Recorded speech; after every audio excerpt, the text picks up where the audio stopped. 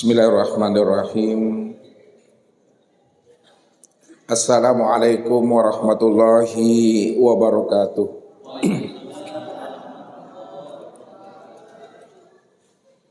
Alhamdulillah. Alhamdulillahilladzi nawwara qulubana binuri ma'rifati wal yakin wa adkhilna ma'al awliya'i was solihin. Wassalatu wassalamu ala sayyidina Muhammadin nabi sayyidil mursalin wa ala alihi wa sahbihi rasulillahi ajma'in. Faqala Allah ta'ala bil Qur'anil Karim, A'udzu billahi minasyaitonir rajim. Bismillahirrahmanirrahim. Sanurihim ayatina fil afaq wa fi anfusihim hatta yatabayyana lahum annahul haq. Wa fil ardi ayatul lil muqinin wa fi anfusikum afala tubsirun. Awalam yatafakkaru fi anfusihim balil insanu ala nafsihi basirah. Sadaqallahul azim. Bapak Ibu, saudara-saudaraku dan anak-anak kami, jamaah Masjid Besar Nurul Huda Tembilahan Inhil, serta para muhibbin dan para pencari Tuhan, seluruh jamaah Tauhid Rabbani yang dirahmati Allah. Apapun jenis ibadah dan ketaatan yang kita kerjakan, dan apapun amalan yang kita wiridkan, tujuannya hanyalah satu. Bagaimana ibadah dan ketaatan kita serta wiridan yang kita amalkan itu benar-benar sampai kepada Allah, atau wusul liqa dan bermusahadah dengan Rabbnya. Jikalau ibadah dan ketaatan kita serta wiridan yang kita amalkan itu benar-benar sampai kepada Allah Rabbul Izzati, maka jalannya hendaklah kita ini mesti mampu mengenal Allah dengan pengenalan sempurna zahir dan batin. Karena dengan pengenalan Allah lah kita, ibadah dan wiridan yang kita kerjakan dan kita tunaikan itu bisa wusul sampai kepada Allah. Makanya baginda Rasul Nabi Muhammad sallallahu alaihi wasallam selalu mengingatkan akan umatnya ini. Apa kata Rasul? La tasihul ibadah ila bima'rifatil ma'bud. Belum sempurna ibadah dan ketaatan yang kita lakukan jikalau kita belum mengenal Allah yang kita sembah atau Allah yang kita ibadati. Maka mengenal Allah itu Bapak Ibu bukan hanya sebatas mengenal namanya. Karena nama Allah, huruf dan lafaz Allah itu tidak akan pernah bisa sampai kepada Allah.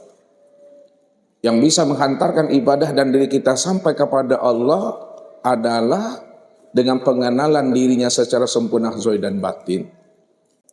Maka disinilah Rasulullah Sallallahu Alaihi Wasallam selalu menjelaskan kepada kita ini, man abdal asma dunal makna bahwa kafir. Siapa yang menyembah lafaz Allah, bertuhan kepada tulisan Allah dan huruf Allah, lalu dia tidak bertuhan dan tidak mengenal diri yang punya nama Allah, maka itu adalah sesuatu kekafiran. Bagaimana mungkin hati dan ruhaninya hadir dan ingat akan Allah jikalau mereka itu belum mengenal Allah yang dia ibadati itu. Makanya mengenal Allah itu jangan sebatas mengenal namanya saja, akan tetapi kita wajib mengenal diri yang punya nama. Kenapa Bapak Ibu? Karena dijelaskan al-ismu wal musamma wahid.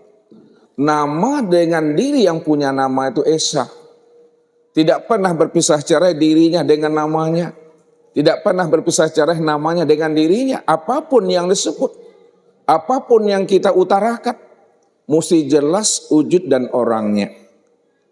Kalau kita mengatakan namanya Mik Bapak Ibu, maka jelas orangnya, inilah Mik itu.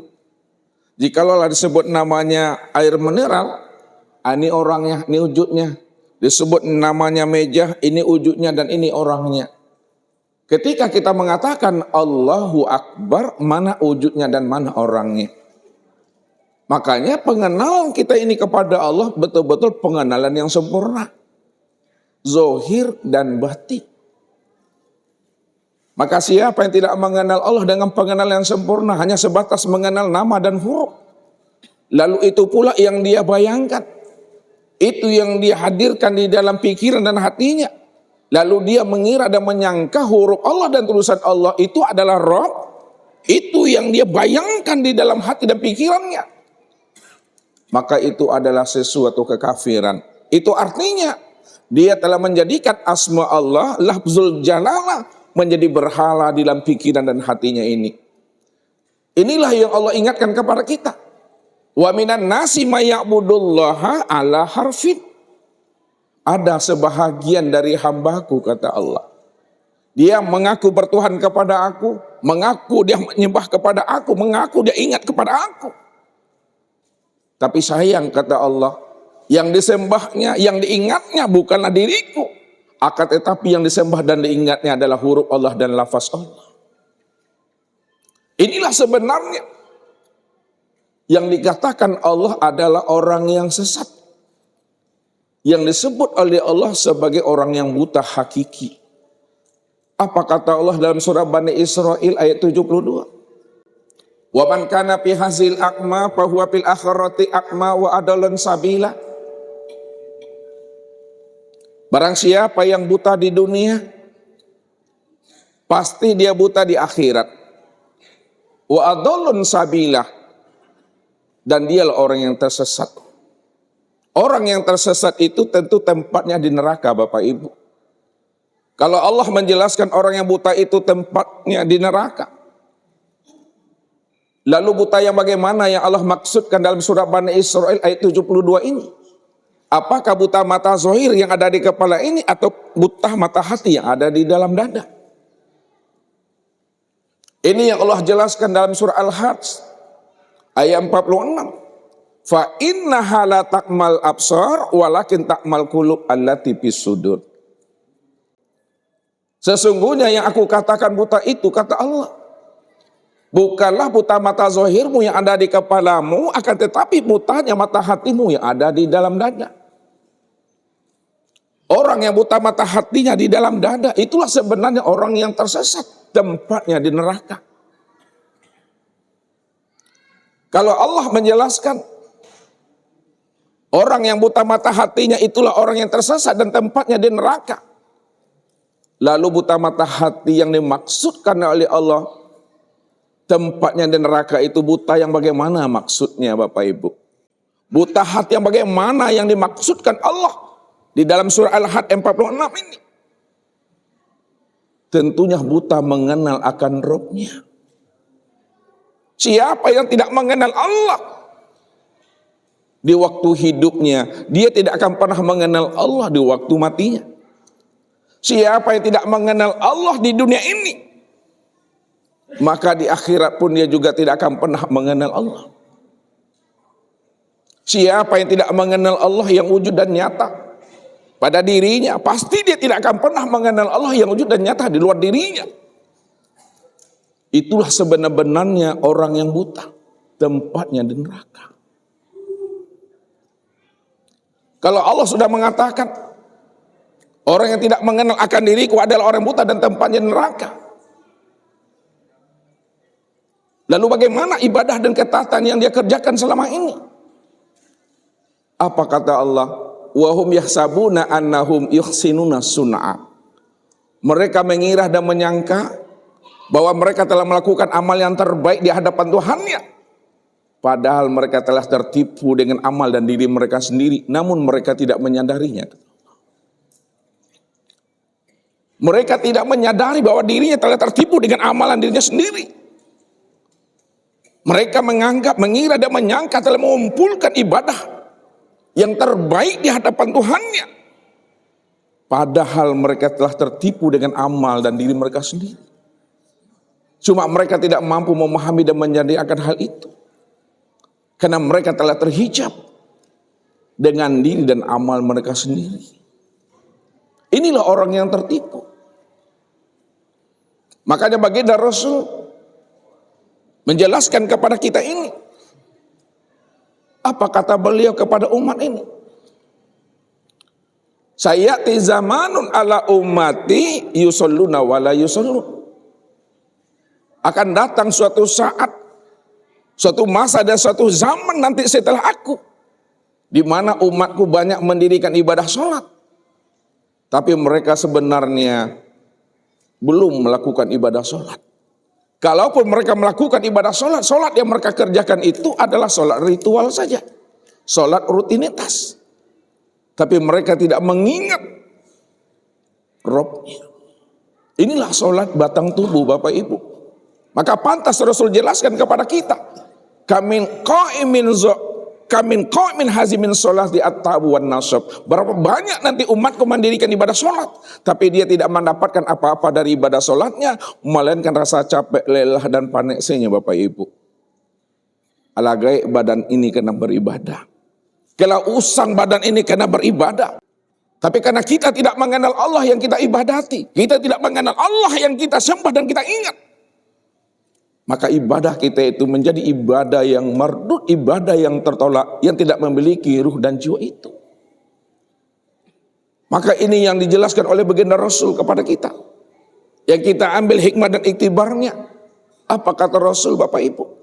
Ada dua orang di antara umatku, dia sama-sama mendirikan ibadah sholat. Cara berdirinya sama. Cara rukuknya juga tidak berbeda. Cara sujud dan duduknya persis sama, tidak berbeda. Namun kualitas sholat di antara mereka berdua bagaikan langit dengan bumi. Apa maksudnya Bapak Ibu? Cara berdirinya sama, cara rukuknya sama, cara sujud dan duduknya tidak berbeda. Akan tetapi kualitas sholat di antara mereka berdua bagaikan langit dengan bumi. Itu maksudnya, yang satu sholatnya ingat Allah, disebabkan dia mengenal Allah dengan pengenalan yang sempurna. Dan yang satu lagi sholatnya tidak ingat Allah, dia tidak makrifat kepada Allah, hanya sebatas mengenal nama. Maka orang yang makrifat dengan orang yang tidak makrifat, orang yang kenal Allah dengan orang yang tidak kenal Allah, orang yang khusyuk dengan tidak khusyuk, salat yang mereka dirikan itu bagaikan langit dengan bumi, tidak pernah bertemu Bapak Ibu. Apa bedanya salat yang kita dirikan di waktu kita PAUD, waktu kita TK, waktu kita SD, SMP, SMA, perguruan tinggi dan sampai sekarang? Berdirinya sama, rukuknya sama, sujudnya sama, duduknya sama, enggak berbeda. Akan tetapi yang membedakan itu Bapak Ibu, bukanlah dari bentuk perbuatan sholat. Perbuatan sholat ini tidak akan pernah berubah-ubah dan berganti-ganti. Maka inilah yang dijelaskan oleh ulama syara, ulama fikih. Yang dikatakan sholat itu adalah aqwalun wa af'alun muftatahatun bitakbiri wa muhtatamatun bitaslim. Sholat itu adalah beberapa ucapan dan perbuatan yang diawali dengan takbiratul ihram dan diakhiri dengan salam. Itu tidak akan pernah berubah. Mulai dari kita TK sampai sekarang nggak berubah. Tapi kalau berubah Bapak Ibu, yang berubah itu adalah pengenalan dirinya terhadap Allah. Pengenalan dirinya terhadap Tuhannya. Dahulu kita sholat tidak mengenal Allah. Kalaupun kita mengenal Allah hanya sebatas mengenal nama. Sekarang kita sholat, mestinya kita telah mengenal, telah bermusyahadah, telah berjumpa dan bersua dengan Allah yang kita ibadati itu. Barulah sholat kita itu ada ruh dan jiwanya. Sholat yang telah ada ruhnya, sholat yang telah ada jiwanya, itulah sholat yang hidup. Sehingga ruhani dan hati kita ini akan muncul satu kerinduan bermanja-manja dengan Rabb-Nya. Disitulah hubungan kita dengan Allah, jauh yang tiada berantara, dekat yang tiada bersentuhan. Maka jangan dikatakan Allah tuh jauh di langit, di aras dan langit yang ketujuh. Maka pernah baginda Rasul Nabi Muhammad sallallahu alaihi wasallam ditanya oleh sahabatnya, "Ya Rasulullah, apakah Allah itu jauh ya Rasulullah? Atau apakah Allah itu dekat ya Rasul?" Rasul tidak mau memberikan jawaban mandai-mandai Bapak Ibu. Ya. Karena Nabi itu telah diutarakan oleh Allah tentang rasa dirinya. Wa ma yantiqu anil hawa in huwa illa wahyu yuha. Tidaklah Nabi itu bercakap, berbicara, memberikan jawaban, berbuat dan bersikap menurut nafsu dan egonya. Akan tetapi Nabi itu berkata, berbuat, menjawab dan bersikap berdasarkan wahyu yang diwahyukan Allah kepada dirinya. Maka ketika itulah Nabi menunggu turunnya firman Allah. Maka ketika itulah Allah memberi jawaban kepada baginda Rasul terhadap pertanyaan sahabat kepada dirinya, apakah Allah itu jauh atau Allah itu dekat? Maka apa kata Allah kepada Rasul? Wa iza sa'alaka ibadi anni fa inni qarib. Hai Muhammad, apabila ada hambaku dan umatmu hai Muhammad bertanya dia tentang diriku, apakah aku ini jauh di arah sana atau apakah aku dekat? Maka berikan jawabannya ya Muhammad, fa inni qarib. Katakan hai Muhammad kepada mereka yang bertanya itu bahwa sesungguhnya aku ini adalah dekat. Begitu Allah menjelaskan akan kehadiran dan kedekatan dirinya. Jauh yang tiada berantara, dekat yang tiada bersentuhan.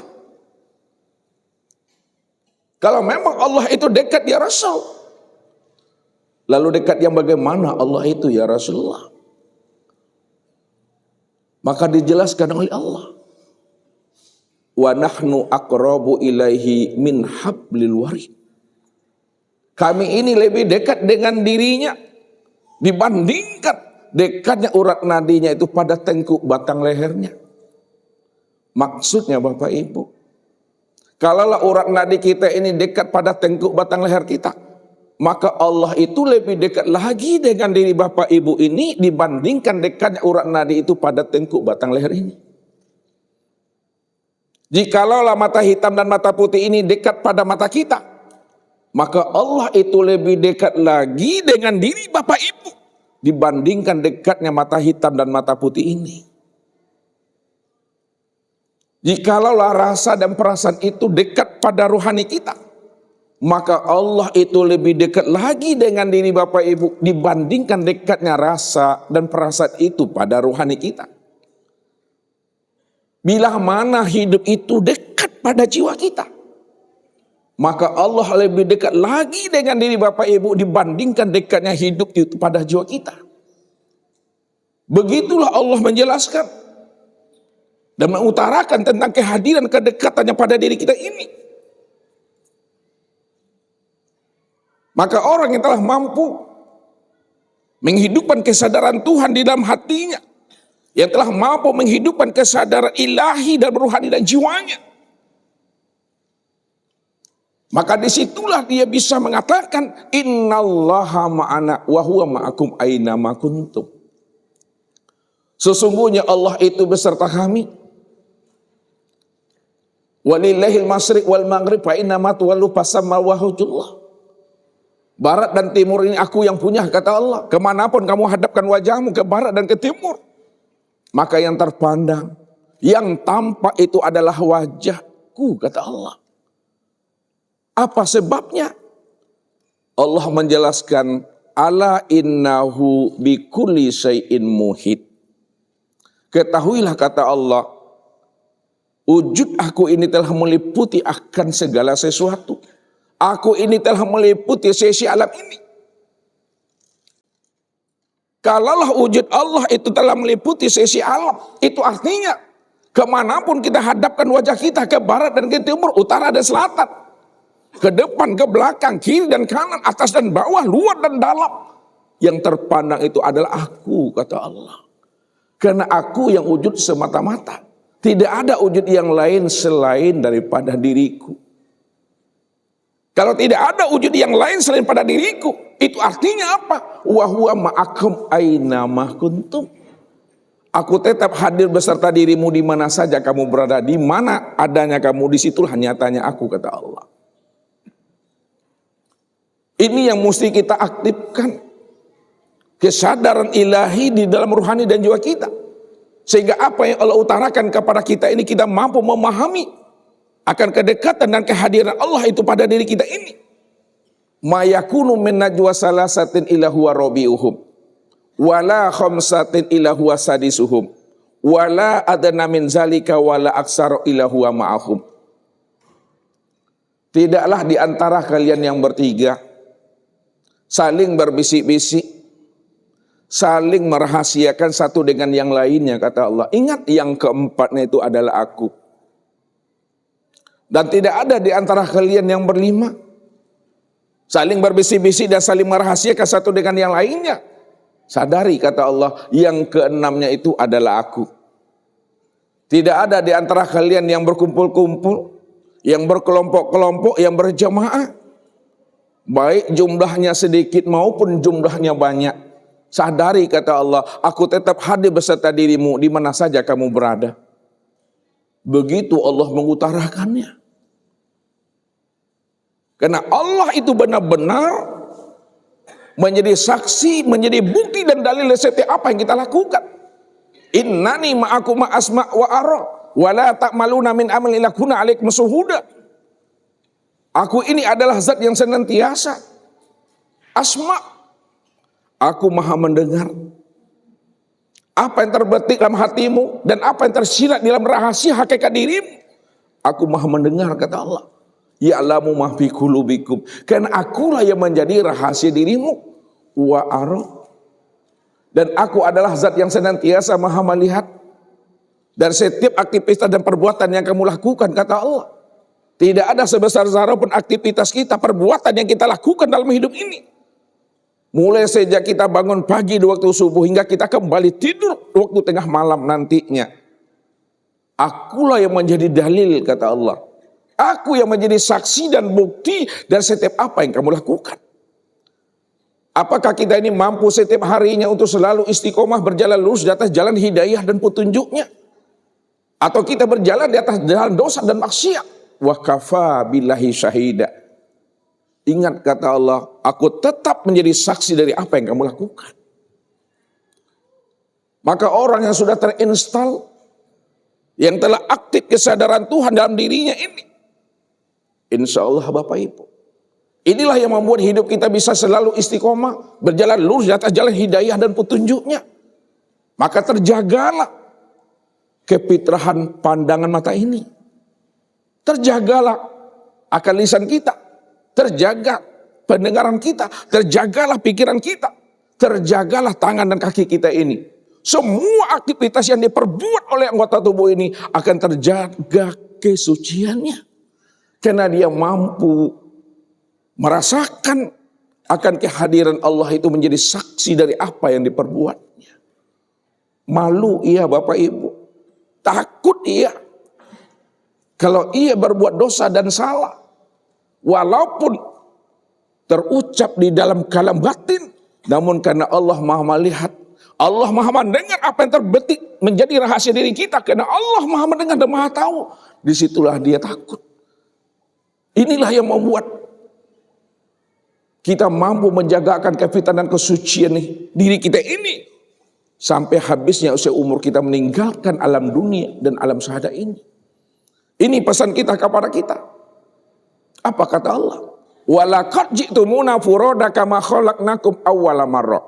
Kamu pasti akan datang menemui kami masing-masing, sendiri-sendiri dan surang-surang. Tapi ingat, kata Allah, siapa yang lebih dahulu datang menemui kami masing-masing dan sendiri-sendiri atau surang-surang, kama khalaqnakum awwala marrah, maka hendaklah kamu datang dan kembali kepada aku sebagaimana awal mula pertama kali aku menciptakan dirimu, kata Allah. Awal mula pertama kali ini dijadikan Allah adalah fitrah. Awal mula pertama kali kita diciptakan Allah adalah suci.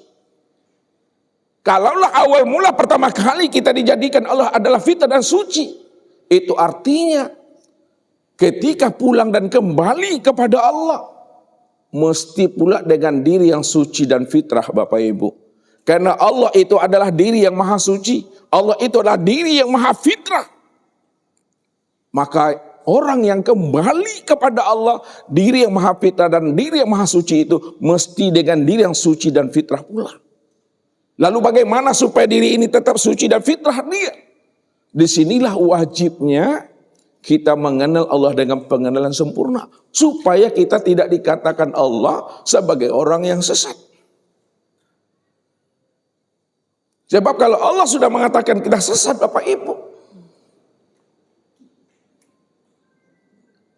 siapa yang akan bisa memberi hidayah dan petunjuk lagi? Memangnya ada yang bisa memberi hidayah dan petunjuk selain pada Allah? Enggak bisa, Bapak Ibu. Karena Allah itulah sebenarnya sebagai waliyan mursida. Apa kata Allah? Faman yahdillahu fahuwal muhtadi wa may yudlil falan tajida lahu waliyan mursida. Barang siapa yang aku beri hidayah dan petunjuk, aku bimbing dan aku tuntun dirinya, kata Allah, maka dialah orang yang beruntung.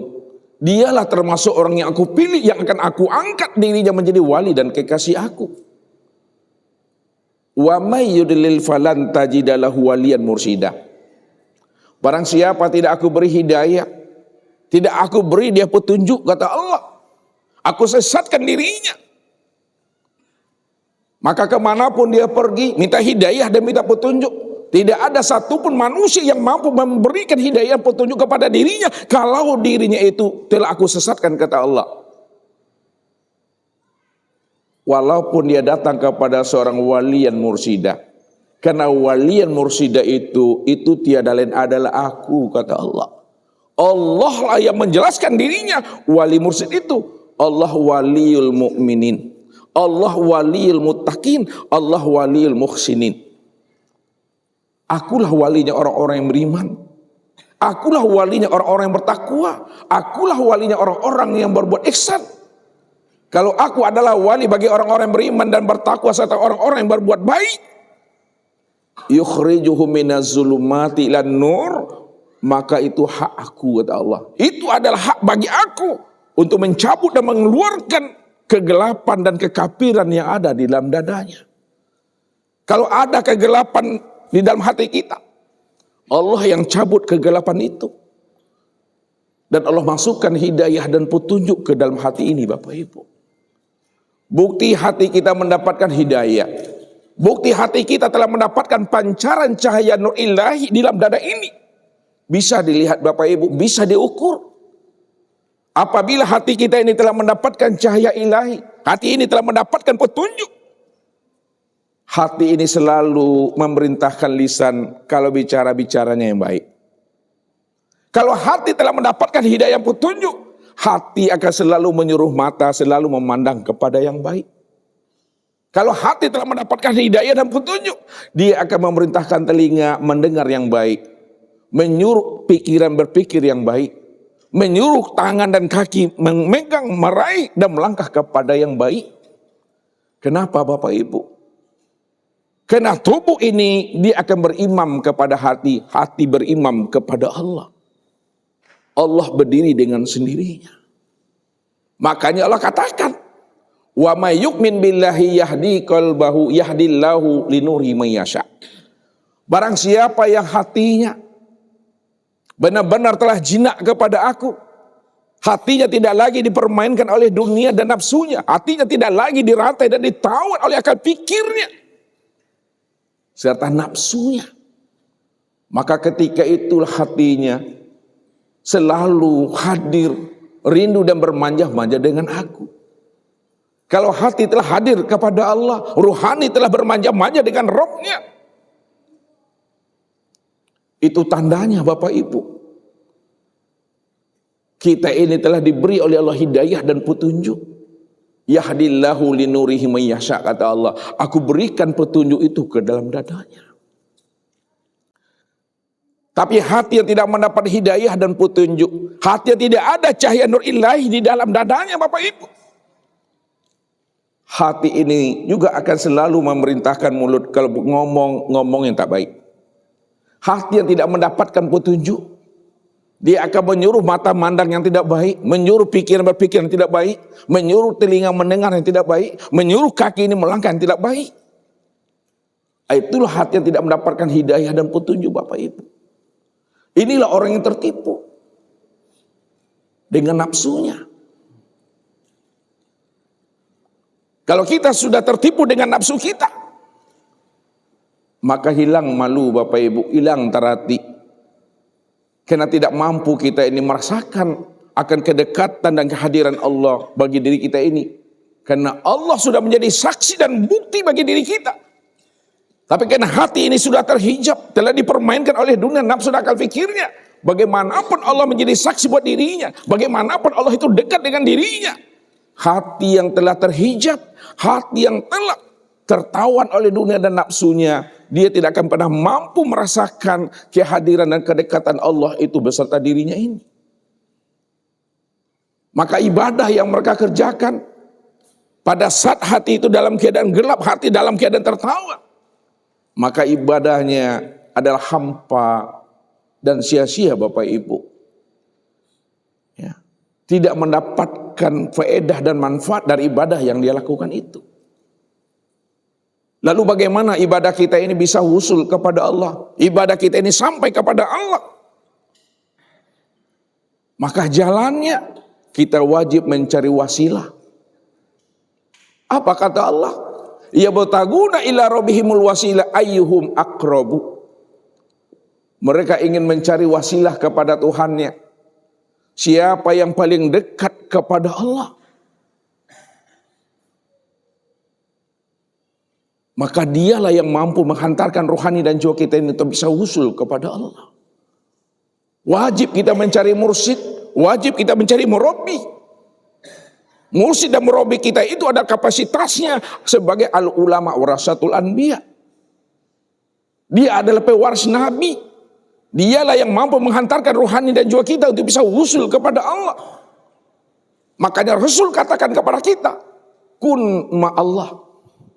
Fa illam takun ma'allah fakun ma'aman kana ma'allah fa innahu yusiluka ilallah. Hendaklah kamu selalu beserta Allah. Kalau kita belum mampu batin dan rohani kita bersama Allah, belum mampu hidup kita ini selalu bersama Allah, bagaimana cara bersama Allah itu? Belum dapat kita ilmunya, belum dapat kita pahamnya. Karena hati masih dalam keadaan buta dan zulumat. Fakun ma'aman kana ma'allah. Maka hendaklah kamu beserta orang-orang yang telah bersama Allah. Itu maksudnya, carilah guru, carilah mursyid, carilah pembimbing. Yang mana guru, pembimbing dan mursyid itu? Hati dan rohani yang telah mampu bersama Allah.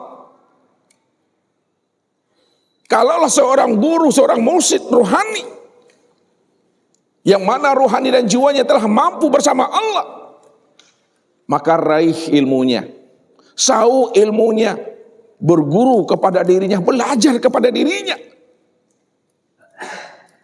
Ketika kita meraih ilmunya, kita belajar kepada dirinya, insya Allah fa innahu yusulika ilallah, maka dia pasti menghantarkan rohani dan jiwamu untuk bisa usul berliku dan bermusahadah dengan Rabbmu. Maka malam ini Bapak Ibu, kita akan mencoba memahami dan membuka rahasia bagaimana supaya ibadah dan ketaatan kita bisa sampai kepada Allah. Andai kata rohani dan jiwa kita ini telah terbuka tabir mengenal siapa diri kita ini dan siapa Rabb kita. Mudah-mudahan ibadah yang kita lakukan itu Bapak Ibu, ibadah yang rindu, ibadah yang bermanja-manja, ibadah yang senantiasa ada ruh dan jiwanya. Maka untuk paham dan lebih jelasnya Bapak Ibu, untuk mengenal Allah itu dengan pengenalan yang sempurna, maka tunggulah pesan-pesan berikut ini.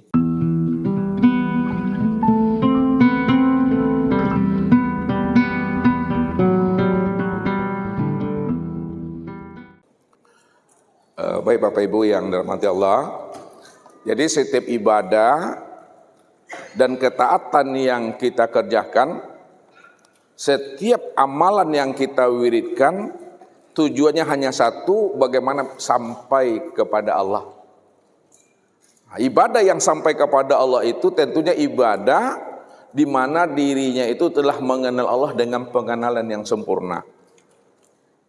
Lalu bagaimana ibadah kita sampai kepada Allah dengan pengenalan yang sempurna? Maka disinilah kita wajib mencari wasilah, yang mana wasilah itu benar-benar mampu menghantarkan rohani dan jiwa kita itu sampai kepada Tuhan. Kalau rohani dan jiwa kita itu telah mampu mengenal Allah, telah berliku dengan Allah dan sampai kepada Rabbnya, insya Allah ibadah dan ketaatan yang kita lakukan, wiridan yang kita amalkan, insya Allah Bapak Ibu sampai kepada Tuhan. Lalu bagaimana jalannya? Nah, ini Ustaz akan hantarkan kepada Bapak Ibu wasilahnya bagaimana. Lihat.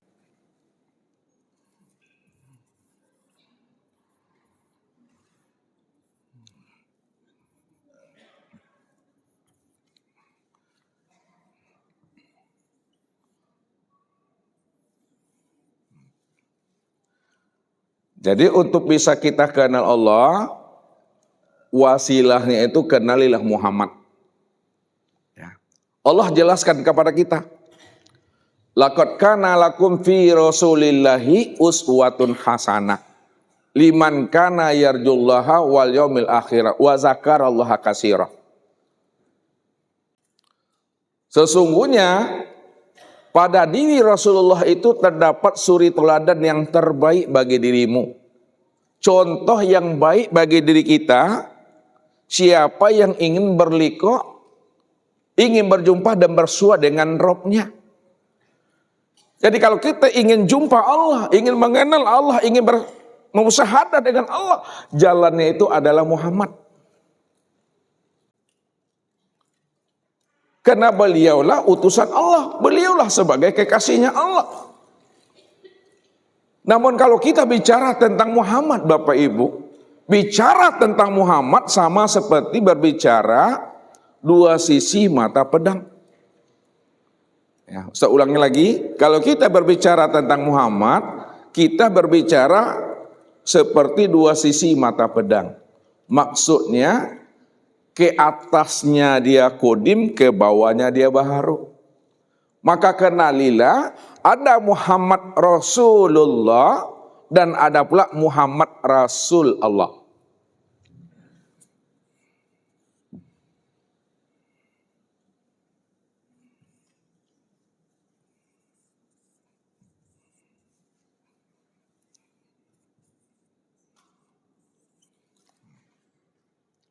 Muhammad Rasul Allah, Muhammad Rasulullah.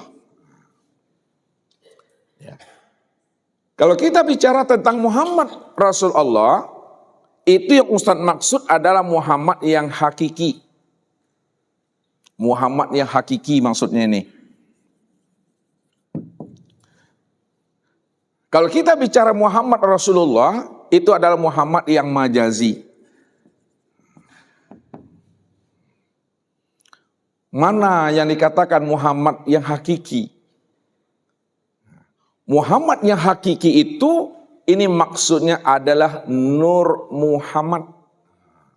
Maksudnya ini adalah Nur Muhammad.